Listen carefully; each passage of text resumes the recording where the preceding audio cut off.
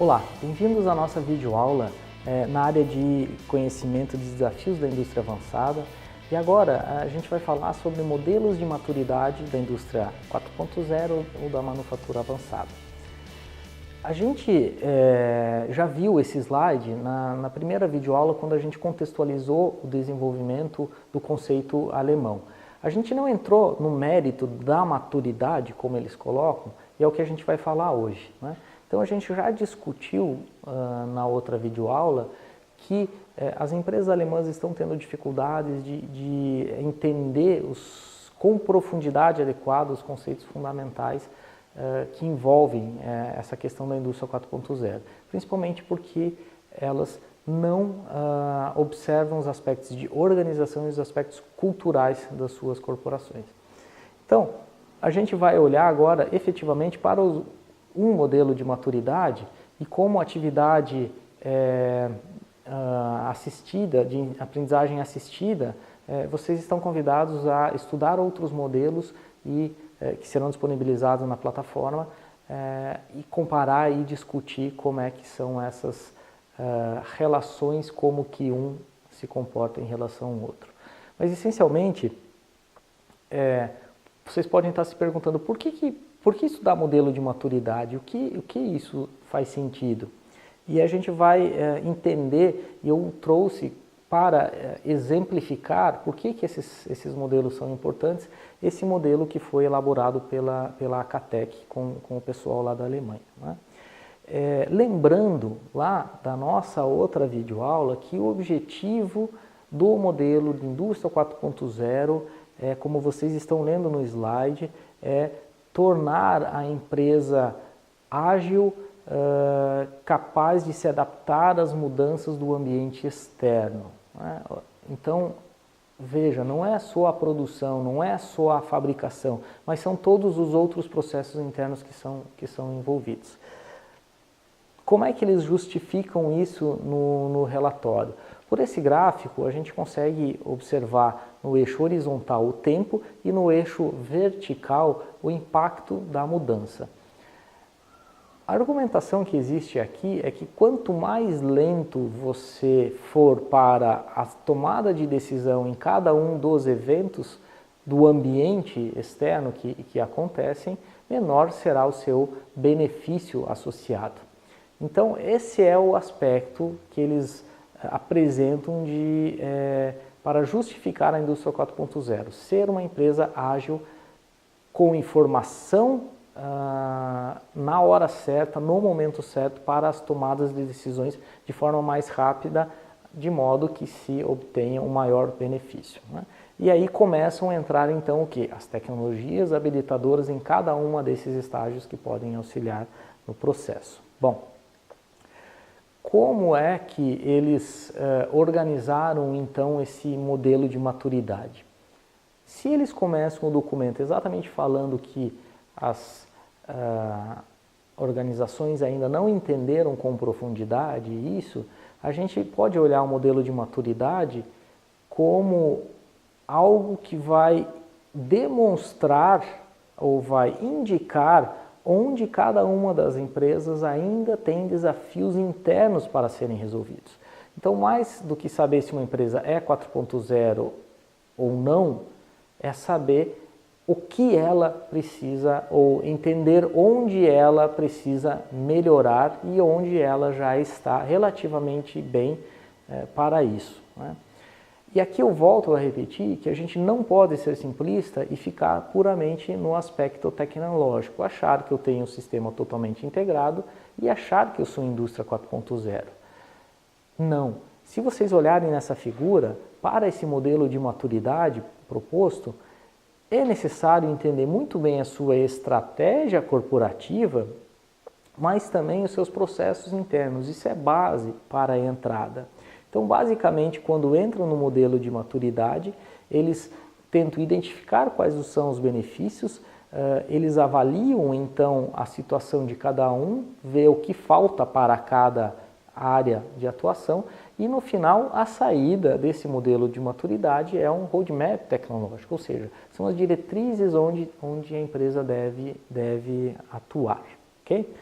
Olhando um pouco mais isso, quando eles classificam, e aí tem novamente essa figura que diz alguns passos, algumas etapas que devem ser executadas para avançar na indústria 4.0, eles colocam uma escala, né, que começa lá pela computarização, digitalização das etapas e ela vai avançando. Mas isso não é de forma geral a proposta. A gente tem que tomar cuidado para não entender que isso é a indústria 4.0. E como é que a gente vai discutir isso? Olhando um pouco mais o modelo de avaliação de maturidade que está agora nessa figura, representando nessa figura, e tem alguns aspectos que eu preciso chamar a atenção aqui para vocês. O primeiro é nesse recorte na parte superior, onde eles dividem as áreas estruturais da sua empresa. Segundo essa equipe que elaborou a área, são 4 áreas estruturais, que são os recursos, a estrutura de organização, a cultura e o sistema de informação. Para cada uma dessas 4 áreas, eles colocam 2 princípios, né? Um eixo vertical e num eixo horizontal, representado ali então pelas linhas verdes no centro desse círculo. E para cada eixo, então, a maturidade relacionada àqueles graus que a gente viu isso. Ok? Bom, então isso são as áreas estruturais da empresa. E no quadrado mais embaixo tem as áreas organizacionais da empresa. Então, tem lá as áreas de desenvolvimento, de produção, de logística, de serviços e de marketing. Né? Eles usam uma plataforma que eles sugerem, mas se a sua empresa tiver outras, precisa ser analisado esse aspecto. E o modelo, basicamente, ele vai avaliar para aquelas áreas estruturais, para cada área funcional, o nível de maturidade. É isso, basicamente, o conceito que eles colocam, ok? Bom, e a representação, então, ela fica como esse outro slide, onde você tem novamente as áreas estruturais, os recursos, a estrutura organizacional, os aspectos de cultura e os sistemas de informação. E como é que eles avaliam, então, cada um dos princípios, né, por outra subdivisão que são discutidas no documento. E é nesse momento que eu gostaria que vocês tomassem uma atenção principal nesse documento, porque ele é bastante rico em trazer os aspectos que são fundamentais na visão deles, mas que são responsáveis por transformar a empresa ou por garantir que essa empresa seja alinhado com os objetivos deles propostos de ser ágil à mudança no ambiente externo. Então, para cada linha vertical que representa o princípio, existem outros tópicos que têm que ser de avaliação. Por exemplo, se a gente olhar se as comunicações estruturadas como um princípio dentro da área de recursos, se a comunicação é eficiente e se a interface é baseada em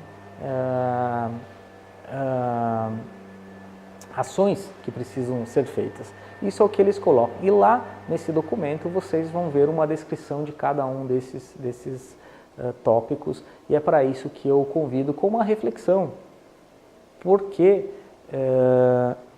eles não justificam de onde vieram isso, né? Está lá, eles colocam isso e é na percepção deles a questão importante como isso vai ser feito.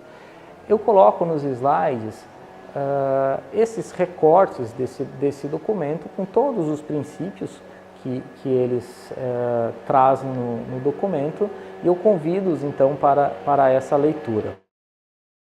Então, uma vez identificados e avaliados todos esses princípios dentro dessas áreas estruturantes, em todas as áreas funcionais da empresa, é obtida então uma figura como essa, onde tem o diagnóstico, tem as áreas que precisam ser feitas e as medidas que isso deve gerar. O que acontece? Acontece que esse modelo, então, ele não apresenta todos os questionamentos e como você faz a avaliação de cada um deles. Ele apenas coloca um exemplo que é essa figura que vocês estão vendo para determinada área de cultura, as questões relacionadas com a vontade de mudança das pessoas e para a área de produção. E aí ao lado, né, algumas questões que devem ser assinaladas como cada empresa identifica ser o perfil dela. Algumas questões até foram omitidas. Então esse é um exemplo, ele não apresenta isso para todas as empresas. Então, voltando na pergunta do começo, né, por que é interessante estudar modelos de maturidade? Não simplesmente para saber o que é a indústria 4.0, se nós estamos 4.0 ou não, mas saber quais são os aspectos fundamentais que estão nas referências que existem nisso, para que sejam observados nas respectivas indústrias brasileiras. Eu trouxe esse modelo do Acatec porque eu considero ele um dos mais completos, mas existem outros modelos, alguns de consultorias, como vocês podem ver, a PwC, a PricewaterhouseCoopers, tem um modelo que também pode ser aplicado, ou uma própria equipe da VDNA, num projeto que chama Impulse, que também existe um modelo de avaliação de maturidade que é online, você pode aplicar, preencher isso online e ele já te gera um ranking, inclusive com alguns dados comparativos com empresas de outros setores. Existem inclusive publicações um pouco mais acadêmicas, foi apresentado um trabalho numa conferência do CIRP por alguns autores, também explicando um pouco dessas diferenças e colocando isso, né? Então, como vocês podem ver nessa figura, existem alguns modelos, e o que eu queria chamar a atenção novamente para esse aspecto é que, de modo geral, todos esses documentos, eles reforçam a ideia de que não é puramente o aspecto tecnológico que vai decidir o que é a indústria 4.0. São os aspectos de organização, os aspectos de estratégia corporativa, como é que é o segmento do cliente, o cliente está disposto a pagar a mais. Então, essas discussões elas acabam acontecendo nesses modelos, ok? Então, essa é a discussão principal de que, para que a indústria 4.0 realmente seja implementada, eu tenho que ter muito claro qual que é a minha estratégia corporativa para que as soluções de tecnologias permitam que essas oportunidades de mercado possam ser cumpridas. Ok? Bom, então essa é a nossa videoaula, o material está lá disponível na plataforma e eu convido vocês então a lerem esse material e refletirem sobre esses diferentes modelos que estarão lá disponíveis. Obrigado e até a próxima.